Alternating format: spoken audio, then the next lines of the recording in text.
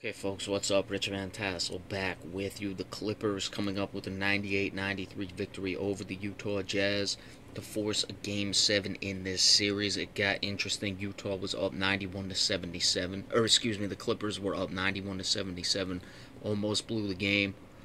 Some turnovers. It got to 96-93. Utah got the ball back with a chance to tie. Had two timeouts, didn't take one. Um, in those situations, I don't necessarily have a problem with not taking the timeout, but it was just, high isolation for Joe Johnson. He drew DeAndre Jordan on him. It's not like they necessarily got a good look. Who knows, maybe out of the timeout, that's what they would have gone with anyway.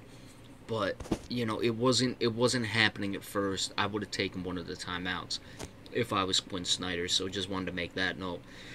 Chris Paul, 29 points, 10 of 20 shooting. Played very well.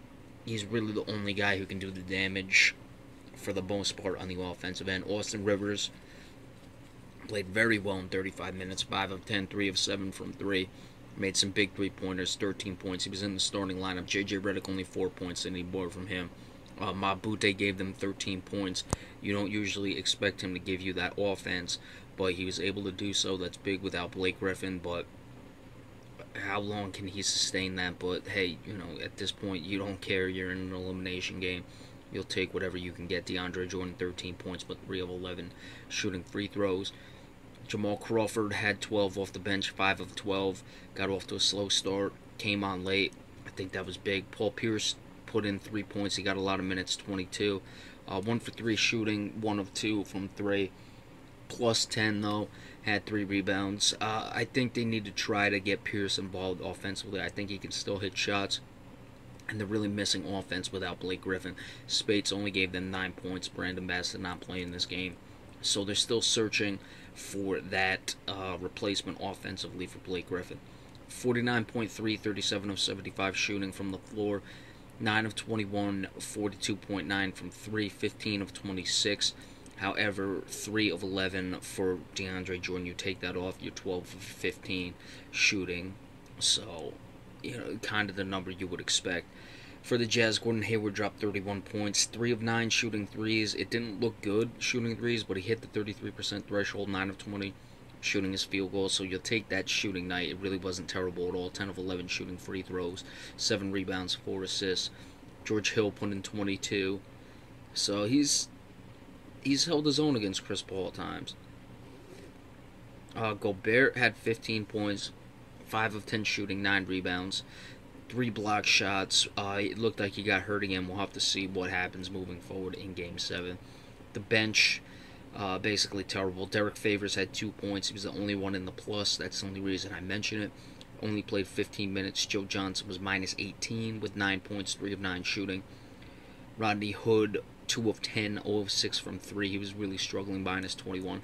So the bench killed the Utah Jazz in this game. You look at the Clippers bench, everyone in the plus, highest being Jamal Crawford with plus 19. And as we said, Derek Favors was the only one in the plus. And the plus 9 is for the Utah bench in 15 minutes. He was plus 1. Everyone else was minus 10 or worse than that in this case.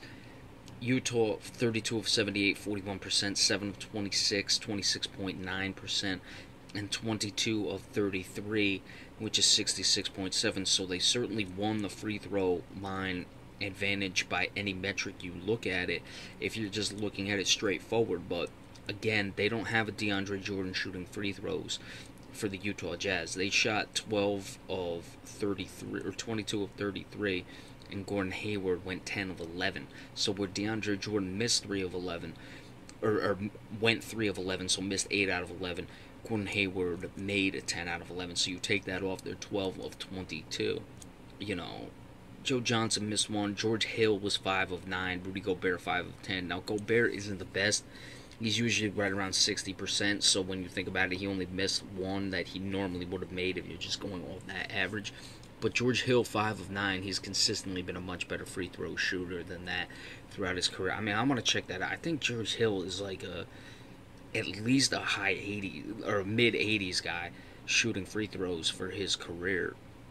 81 points for the regular season, career 80.2, so he's not quite that high, but still 80% is, I mean, it's not the 90% you see from guys like Isaiah Thomas, Steph Curry, those guys, but 80%, you're expecting a lot more than that 5 of 9, so the free throws really hurt, and that's where a big difference comes in.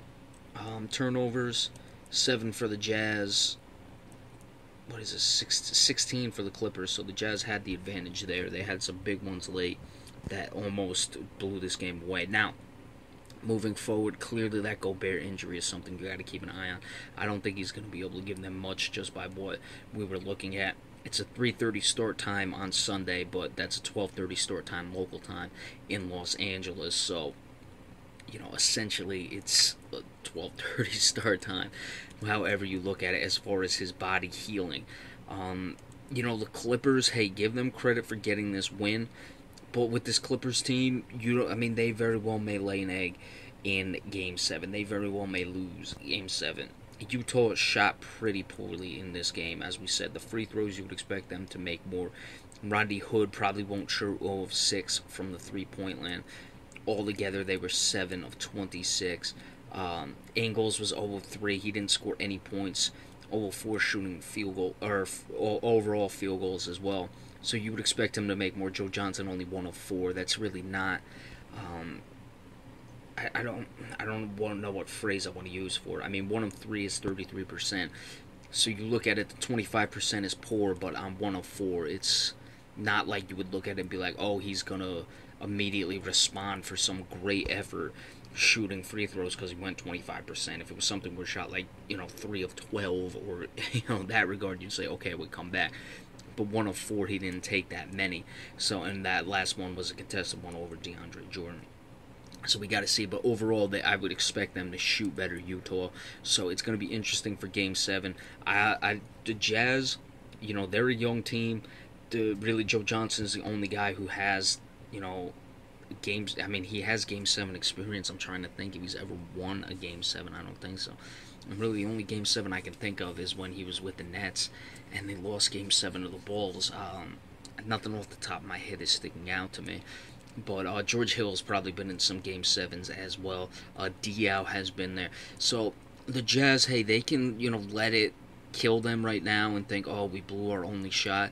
No, I mean, you got to look at it and say, okay, we had a bad game, but we can see that we're going to make these shots. It's not like they didn't turn the ball over like the Clippers did. I mean, obviously the free throws are a big issue, but again, those are all very, very correctable.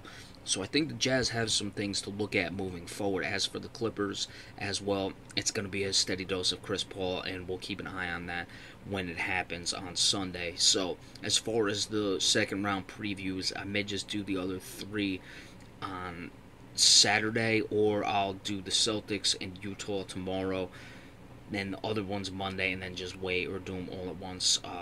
That will probably be what I'm going to do, but I'll let you all know. You'll see when they come out, and when I do the first one, I'll certainly tell you, and then, inform you of what I'm going to do. But there's a few different ways to go for it. I was hoping that the Jazz would win, so we'd make it easy. I could just do them all tomorrow, but it didn't happen that way, so we'll figure something out for you.